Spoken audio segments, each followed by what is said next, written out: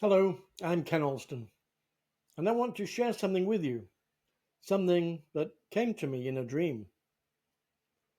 It's about creation, not just as a step, but as a sacred remembering. In life, in real living systems, the moment of creation is sacred. From the meeting of egg and sperm to the grain of pollen arriving in a flower's ovary, creation doesn't begin randomly. It unfolds with precision, with timing, with purpose. Cells don't just divide, they sequence, they specialize. They remember what they're here to become. The bird pecks from inside the egg.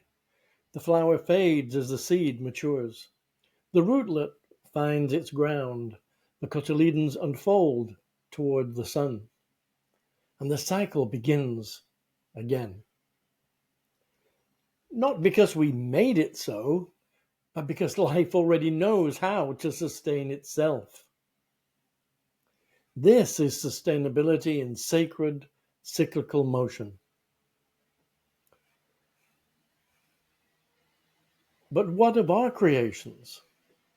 Where is that same intelligence, that same grace in the things we build, we buy, and discard?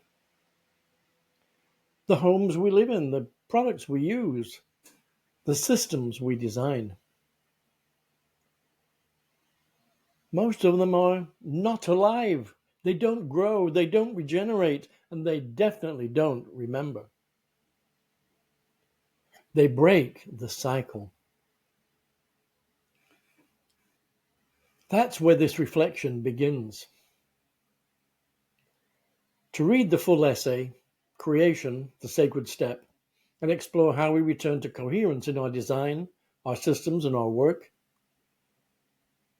visit the resources section of circularitynetwork.com.